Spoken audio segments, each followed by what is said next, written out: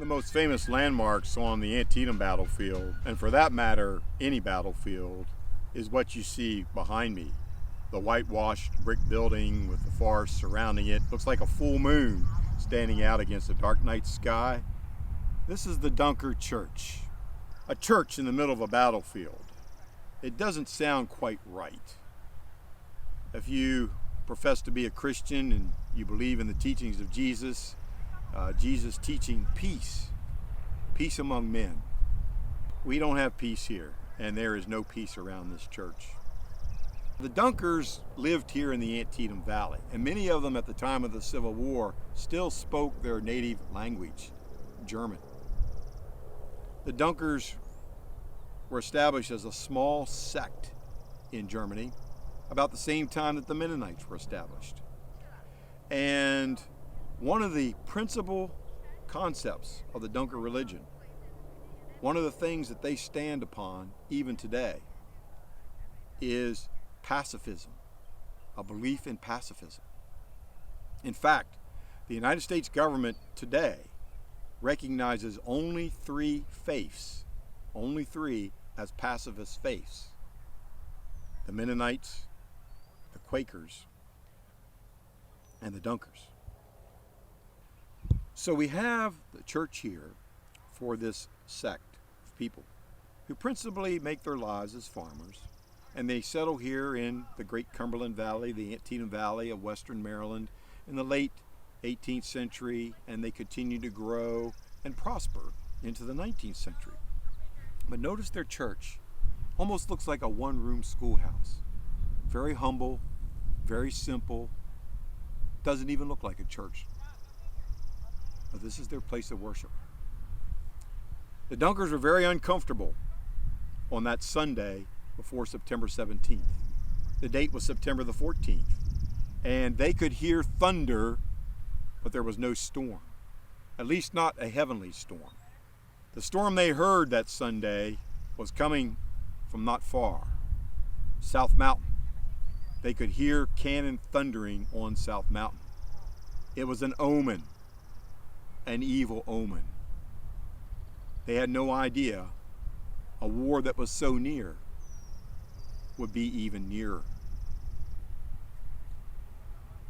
September the 17th, as we stand here literally on a position that was held by General Lee's army, a high point, high ground, on the farm that was owned by a Dunker, the Mumal farm. In fact, Samuel Mumal donates the ground for the church, the meeting house. Lee's here with his artillery holding this position. And this is the key to the battlefield. Right here where we stand, this high ground is the key to the battlefield. Whoever holds this position holds the line. Lee knows that, so does McClellan. And so this becomes an objective. This becomes a target. This is a striking point for the Union Army as it's attacking, as it's advancing, as it's assaulting. The reason we have the cornfield is because they're trying to come here to this high ground on the Mumal farm, and the Confederates are blocking them, holding on tenaciously, stubbornly, desperately, trying to stop the advance to this high ground. All this battle swirling around this pacifist church, these people of peace. They're gone. They left. They didn't stay. They don't know what's happening, but they can hear it. They can't see it, but they can imagine it. No, they can't. No, they can't. No one can imagine Antietam. It's not possible. No one can imagine the death of this place. No one can visualize. No one can see the dead of this place. We cannot do that because that's not who we are. None of us have seen that. Even those few World War II veterans that we still have never saw anything like Antietam. As we stand here in front of this church, this place of peace, where these people of peace worship, the battle didn't end for them on September the 17th. It wasn't over. Oh yeah, there's no more fighting. There's no more shells, there's no more bullets, and there's no more killing. But look at the wreckage. Look at what remains, literally remains, human remains.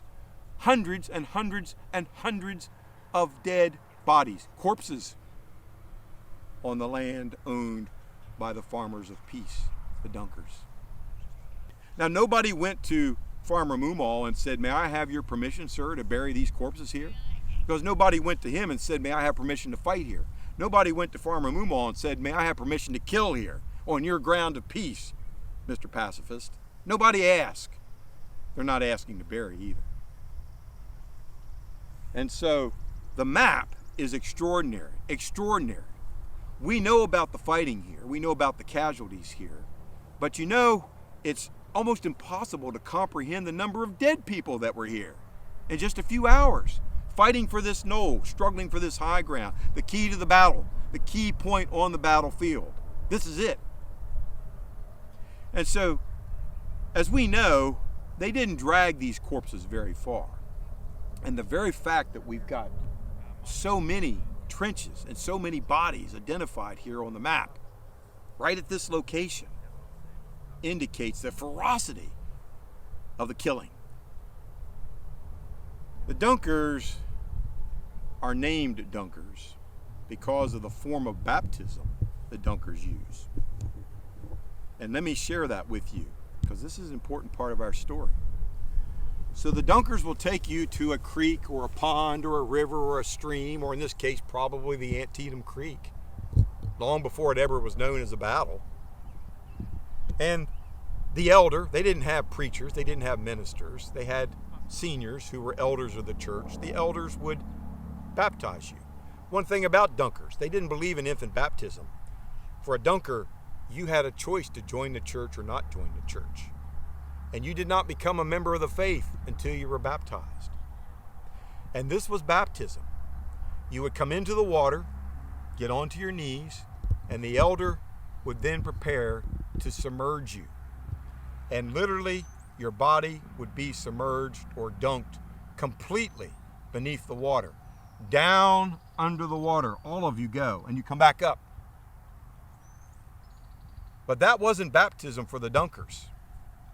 Oh, no. You're familiar with the Trinity. Well, this is how the Dunkers baptized. In the name of the Father. In the name of the Son. In the name of the Holy Ghost. Three times for the Trinity. Submerged beneath the water.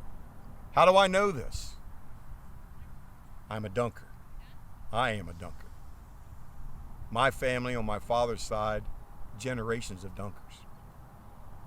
And the Dunkers still exist today. Usually not known by that name, but if you are here in the Antietam Valley or the Shenandoah Valley or the Cumberland Valley of Pennsylvania, you may meet a Dunker. They're a member of the Church of the Brethren. Church of the Brethren. So here we are on the bloodiest day, the bloodiest single day in American history. Here, amidst all of these corpses, buried right here by the Church of Peace, on the ground owned by a man of peace, Mr. Moomaw, right here, these burials.